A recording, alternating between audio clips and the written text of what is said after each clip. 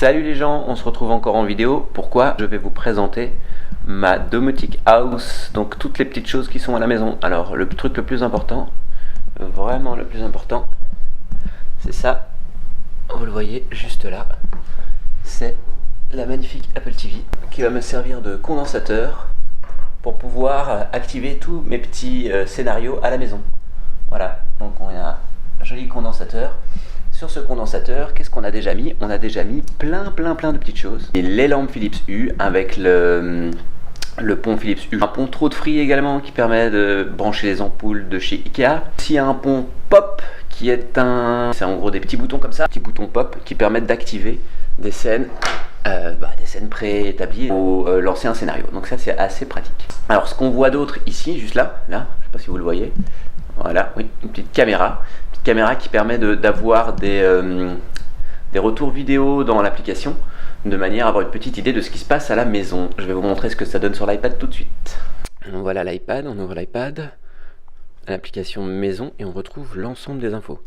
Donc on remarque qu'il y a 81% d'humidité dans le jardin, que l'interrupteur d'intelligence artificielle est allumé et qu'on a 9 lumières allumées.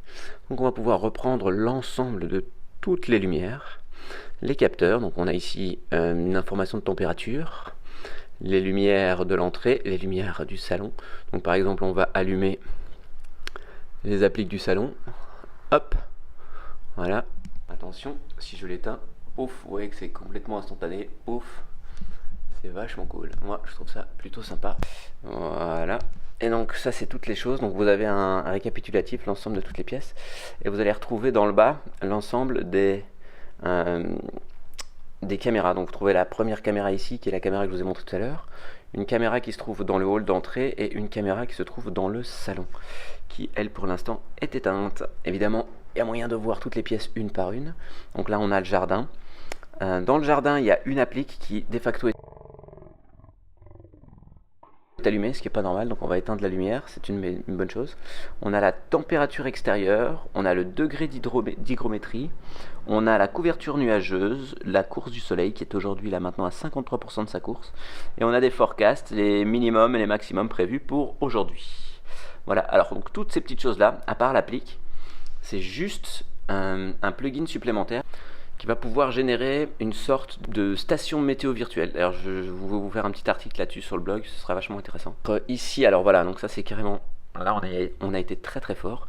Là, on parle clairement d'automatisation complète de la toilette des enfants. À peu près 9 fois sur 10, quand je passais devant, et je passais pas souvent devant parce que c'est la toilette qui est du côté de la chambre des enfants, la lumière était allumée. Et bien, on a mis un petit capteur, une lampe, et on a fait quelques petits scénarios. Donc, quand on détecte du mouvement dans la toilette, la lumière s'allume, et dès qu'on ne détecte plus de mouvement, la lumière s'éteint toute seule. Alors, évidemment, on a poussé le vis un petit peu plus loin, et on a également profiter de la domotique pour changer le niveau d'éclairage. Donc vous voyez que on a une toilet kit for day, on a la même chose pour la nuit et on a une veilleuse. Donc ça nous permet en fonction de l'heure de la journée d'activer tel ou tel scénario et qui permet d'avoir une lampe plus agréable. Donc en veilleuse on va avoir une lampe très faible de manière à pas agresser l'œil qui sort d'une zone complètement noire de nuit. Voilà.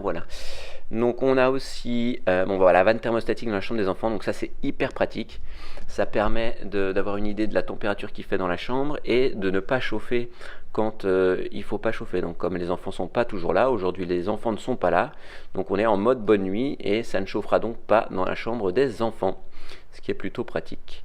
On trouve ici notre chambre qui n'a pour le coup qu'une lampe, qui nous permet d'avoir de la lumière. On a aussi un petit interrupteur, comme je vous ai montré tout à l'heure, dans la chambre qui permet d'allumer et d'éteindre la lumière de la chambre. Dans la salle de jeu, pareil, on a des appliques. Donc là, c'est un peu plus compliqué. Pareil, je vous en parlais déjà dans un autre article du blog. C'est les lampes trop de free qui sont branchées dans la salle de jeu. Et en plus de ça, on a pris un détecteur de mouvement trop de free. Donc là, je vous explique comment un peu hacker le système de manière à ne pas juste avoir des lampes qui s'allument quand les gens passent devant le truc, mais que ce soit en fonction de l'heure, tout ça. Donc il y a des petits tips and tricks que je vous expliquais. Si ça vous intéresse, dites-le dans les commentaires et je vous ferai des vidéos spécifiques sur le sujet. Alors dans la cuisine, qu'est-ce qu'on a? On a les 9 lampes au plafond, 6 lampes au plafond, donc frontline, backline, ce qui permet de différencier par groupe de 3. Donc je peux allumer, éteindre la cuisine tout en même temps, ou juste la ligne de devant, juste la ligne de derrière. On a aussi un capteur de fumée de chez Nest qui est intégré via un HomeKit. Donc on voit le Carbon Monitor et Smoke. Et en plus de ça, on a aussi un capteur à la porte du jardin. Alors ça c'est très pratique, donc en gros si c'est le soir, vous ouvrez la porte du jardin, la lumière va s'allumer pour 2 minutes. De manière à ce que si vous avez besoin de sortir le soir, pas besoin d'allumer la lumière s'allumera toute seule, et puis surtout ça nous évitera de l'oublier allumé comme c'était le cas tout à l'heure par exemple. Nous voilà dans la salle à manger qui est un petit peu plus fournie aussi bien en scénario qu'en objet connecté. Donc on retrouvera le plafonnier, donc qui est composé de 2 lampes Philips Hue, c'est aussi un groupe. La petite lampe qui est une lampe sur pied, pareil Philips Hue. On a le capteur qui nous permet d'avoir une idée de la température dans la pièce, mais on a aussi le thermostat, et ça c'est une autre histoire, thermostat Nest, pareil, qui est entré sur HomeKit grâce à HomeBridge, un petit plugin dont je vous parlais déjà dans le blog il y a déjà quelques semaines. Donc là effectivement un capteur de mouvement, un capteur de luminosité, capteur de température, un thermostat, et on a aussi les 2 petits modes que vous voyez là, le mode Home Occupied et Eco Mode. Alors ces modes sont les modes qui permettent de passer en Away, donc quand on quitte la maison, et qui sont repris là-dedans. Alors effectivement on l'utilise pour plein de scénarios, donc effectivement quand on quitte, quand Home Occupied est coupé, et bien l'ensemble des lumières présentes à la maison s'éteignent, de manière à ce que si on a oublié une petite lumière et que le thermostat se rend compte qu'il n'y a plus personne à la maison, l'ensemble des lumières s'éteindront. Alors ici on est dans le salon vous l'avez vu tout à l'heure, la caméra est en train de tourner. Si on remonte un petit peu, vous devriez pouvoir voir ma main. Là on va remettre à jour tout ça, elle devrait capter ma main incessamment sous peu. Est-ce que ma main est assez haute pour qu'il puisse le voir? Ça c'est une autre question. Je ne sais pas, faudrait peut-être que j'aille m'asseoir dans le fauteuil. Non. Bon ça c'est pas de chance. Ah voilà, comme ça vous avez tout. Effectivement on voyait la main, donc ça c'est parfait. Donc pareil, on va refaire le tour. Ici aussi on a un détecteur de mouvement, détecteur de luminosité et capteur de température, donc dans l'ordre température, luminosité, mouvement. On a l'Apple TV qui nous permet d'activer, désactiver l'Apple TV qui effectivement se trouve dans le salon. Et on a aussi les différentes lampes. Donc là on reprend les infos qu'on connaît déjà, les appliques que je vous ai montré tout à l'heure, la boule qui se trouve être une boule de chez Ikea magnifique avec une lampe U dedans et une lampe sur pied. Bon pareil, un interrupteur pour la caméra, ça je vous ai pas montré. Si je désactive la caméra, voilà, on va avoir un update dans une petite dizaine de secondes qui nous mettra que la caméra est mute. Donc si on veut pouvoir être tranquille, vie privée, ça reste possible. On peut éteindre la caméra et donc avoir un vidéo mute et que personne ne voit ce qui se passe dans le salon. Donc c'est toujours des choses qui sont bien sympathiques.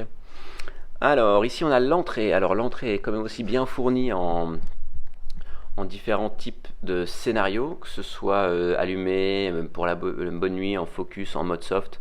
Donc il y a pas mal de trucs qui sont prévus. Pareil, on a un capteur qui nous informe de la température, de la luminosité et un capteur de mouvement. On retrouvera aussi des boutons de chez Philips Hue, donc c'est un ensemble de 4 boutons qui sont dans l'entrée qui permettent d'allumer et d'éteindre les lumières. Donc il y a un bouton d'extinction générale de la maison, un bouton pour allumer, et puis des boutons qui permettent de choisir des modes pour la maison, donc soirée ou soft, de manière à pouvoir profiter au maximum, en tout cas de la meilleure des manières, de la, comment est-ce qu'on va dire ça, de la flexibilité de la domotique. Voilà. Donc on y retrouve aussi une caméra, celle-là je vous en reparlerai plus tard parce qu'en fait c'est une caméra, c'est une GoPro que j'ai un petit peu adaptée de manière à rentrer sur le bridge, donc le Home Bridge. C'est une application qui s'installe sur un Raspberry Pi et qui permet de fournir à Home, l'application maison de Apple, un pont virtuel qui permet de faire arriver les choses qui ne sont pas forcément compatibles sur la plateforme. Donc par exemple Nest n'est absolument pas compatible, on est d'accord, Nest c'est un produit de chez Google, ça a été racheté par Google, donc effectivement il n'est pas compatible avec HomeKit.